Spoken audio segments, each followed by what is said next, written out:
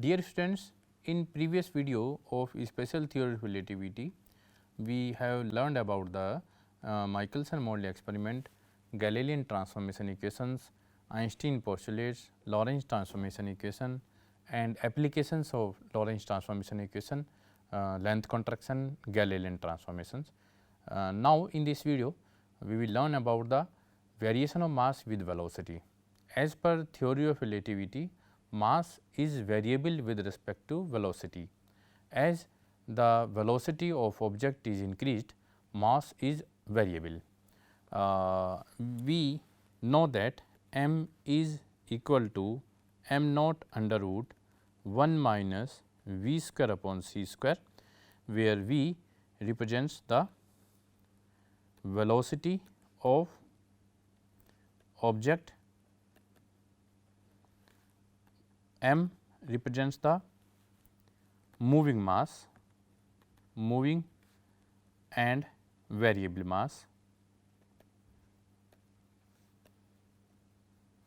and m naught represents rest mass when body is in rest, that is m naught. And this formula represents that as the velocity v is increased, mass is also increased. It means mass becomes variable, only m naught is constant, mass is constant when it is in rest. This is as per theory of relativity. Now, we will derive the formula of variation mass derivation. And before starting the derivation, we will understand about the additional velocity addition theorem. As per this theorem, if a frame is moving with velocity v and a body is moving with velocity u in same direction, frame direction of body and direction of frame both are same, then relative velocity of the body, it should be u 1 equal to u plus v upon 1 plus u v upon c square. And suppose a body moving in this direction, suppose velocity is same, but due to direction it becomes minus u, and frame is moving in this direction. In this case, the relative velocity of the body becomes u 2 equal to minus u plus v, u is replaced by minus u plus v 1 minus u v upon c square. This is relative velocity of the body which is moving in opposite direction with the direction of frame. These are known as velocity addition theorem, and these relative velocity we will use in derivation of this formula. Now, we will start the derivation of this formula. Suppose mass of this body is m 1 and mass of this body is m 2, and we know that relative velocity of this mass is u 1 and relative velocity of this mass is u 2. And if they collide to each other, suppose they collide to each other and become in rest. If they become in rest, it means they are moving with the velocity of frame. If after collision they become in rest, then it means they are moving with the velocity of frame. And if it is elastic collision, then linear momentum before collision, linear momentum of first body m 1 body is m 1 u 1, linear momentum of m 2 body is m 2 u 2, relative velocity of m 1 is u 1 and relative velocity of m 2 is u 2. It means before collision total linear momentum it should be m 1 u 1 plus m 2 u 2, and after collision linear momentum of this body m 1, after collision velocity is v. So, linear momentum is m 1 v, and after collision velocity of m 2 is also v. So, linear momentum is m 2 v. So, this is total linear momentum after collision, this is total linear momentum before collision, and if collision is elastic, both linear momentum remain same, m 1 u 1 plus m 2 u 2 should be equal to m 1 v plus m 2 v. Now, we will put the value of u 1 and u 2, it becomes m 1, value of u 1 means u plus V upon 1 plus u v upon c square plus m 2 u 2 is minus u plus v upon 1 minus u v upon c square equal to m 1 v plus m 2 v. Now, we will shift this m 1 in this direction and m 2 in this direction. It becomes m 1 u plus v upon 1 plus u v upon c square minus v, and m 2 v minus u plus v upon 1 minus u v upon c square. And in left side, if we take 1 plus u v upon c square LCM, then it becomes u plus v minus v into 1 minus v into u v upon c square, it becomes minus u v square upon c square equal to m 2 v into 1 v minus u v square upon c square minus plus u minus v upon 1 minus u v upon c square. And we can see that plus v minus v cancel out, plus v minus v cancel out, and it is u minus u v square upon c square in this side. This is u minus u v square upon c square. So, numerator of both sides, left side and right side, is cancel out, and it becomes m 1 upon 1 plus u v upon c square equal to m 2 upon 1 minus u v upon c square, and m 1 upon m 2 becomes m 1 upon m 2 becomes 1 plus u v upon c square upon 1 minus u v upon c square. This is m 1 upon m 2, and we can consider it is equation number 1. Now, we will start we will solve 1 minus u 1 square upon c square. 1 minus 1 upon c square, u 1 square means u 1 is u plus v upon 1 plus u v upon c square whole square, and we can write it 1 minus. If we take c square inside the bracket, it becomes u plus v upon c square, u plus v whole square upon c whole square upon 1 plus u v upon c square square.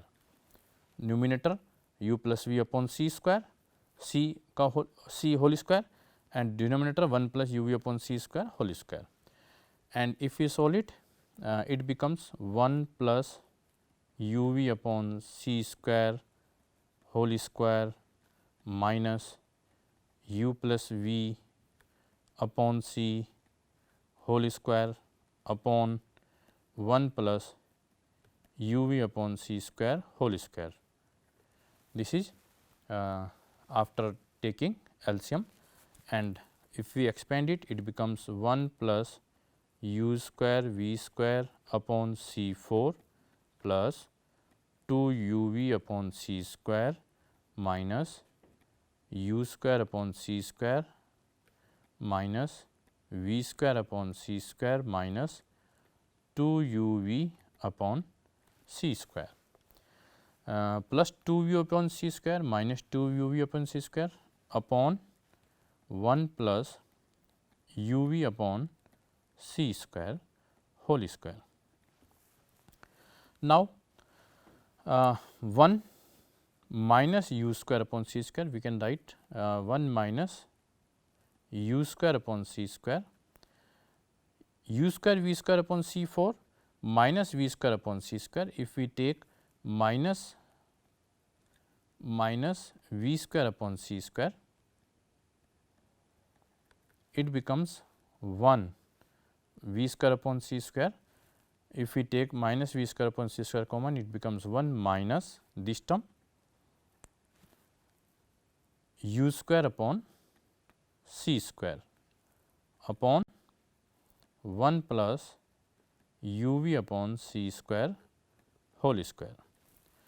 Now, this is one term in numerator and this is another term, and if we take 1 minus u square upon c square common, then it becomes 1 minus u square upon c square common 1 minus v square upon c square 1 plus u v upon c square whole square, and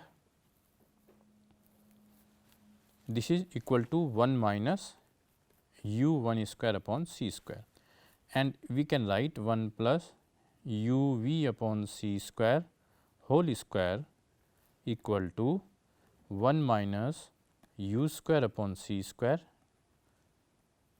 1 minus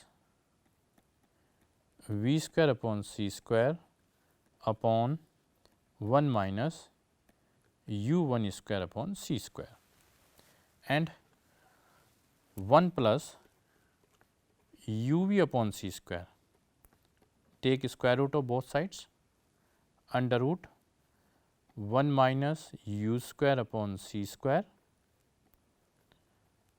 1 minus v square upon c square upon 1 minus u 1 square upon c square.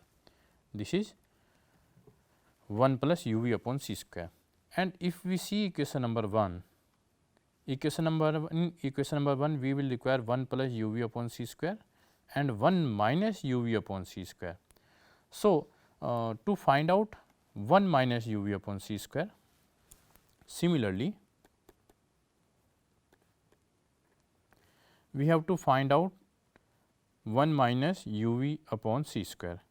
To find out 1 minus u v upon c square, we have to replace plus u into minus u, and we know that if u is replaced by minus u, then u 1 becomes u 2. If u is replaced by minus u, then u 1 becomes u 2. So, in this formula, if we replace this u by minus u, then this u 1 becomes u 2. So, under root 1 minus u v upon c square becomes 1 minus u square upon c square, minus u square means plus u square. So, there will be no effect, 1 minus u square upon c square 1 minus v square upon c square upon 1 minus u 1 is replaced by u 2, u 2 square upon c square. And from equation first, from this equation, equation number 1, m 1 upon m 2, m 1 upon m 2 is equal to 1 plus u v upon c square upon 1 minus u v upon c square. So, 1 plus u v upon c square means under root 1 minus u square upon c square 1 minus v square upon c square upon 1 minus u 1 square upon c square upon 1 minus u v upon c square under root 1 minus u square upon c square 1 minus v square upon c square upon 1 minus u 2 square upon c square, and these two terms are cancelled out, and 1 plus m 1 upon m 2 becomes equal to under root, we shift there 1 minus u 2 square upon c square upon 1 minus u 1 square upon c square. This is the ratio of both masses, and if m 1 is in rest, m 1 if m 2 is in rest, so u 2 becomes equal to 0 and m 2 becomes m naught. If u 2 is in rest, it means u 2 is 0 and m 2 becomes m naught. So, m 1 we can write m and u 1 we can write u, and it becomes m upon m naught under root 1 minus 0 u2 is 0 1 minus u square upon c square, or we can say m upon m naught equal to 1 upon under root 1 minus u square upon c square, or we can say m is equal to m naught upon under root 1 minus u square upon c square. This is the formula of variable mass, which represents that mass is not constant, mass is variable, but this formula is applicable only when body is moving with very high velocity comparable with the velocity of light. This is moving mass and this is rest mass, and if u is very less than c, it means this term becomes negligible. If u is very less than v, u square becomes very less than c square.